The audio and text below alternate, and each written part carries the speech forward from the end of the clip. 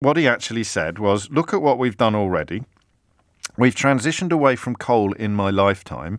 Thanks to Margaret Thatcher, who closed so many mines across the country, we had a big early start, and we're now moving rapidly away from coal altogether, which is, factually nonsensical.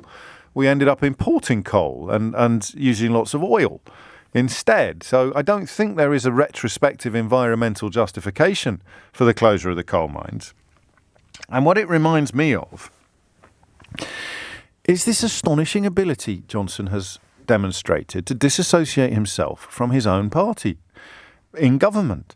So I most obviously, and I hadn't really clocked this before, despite obviously being a huge part of the machine and being mayor of London throughout the austerity years, he doesn't get tarred with the brush of the David Cameron government. More incredibly, he's managed to waltz into Downing Street somehow utterly independent of the Theresa May government, in which he was for a while foreign secretary. So we'd already clocked that. He's managed to unhitch himself from the two most recent Conservative prime ministers, both of whom he served under as an MP or as a minister or both. But I hadn't really realised that the Red Wall story demonstrates he's also managed to unhitch himself from Margaret Thatcher and John Major.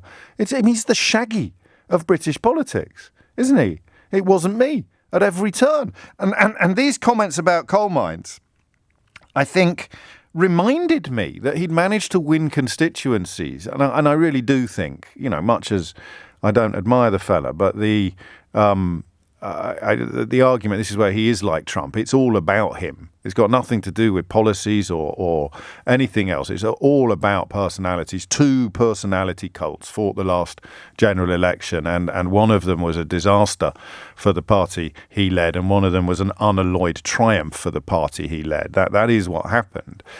That's, I think, a matter of history now rather than opinion. So it's all down to him. And he managed to win constituencies that had been crippled for generations by deliberate policies pursued by his own party. And I find that fascinating politically. I really do. Not for the first time. I wish it was happening somewhere else and we could be studying it from afar or from a perspective of 30 years hence. But that's what he's done.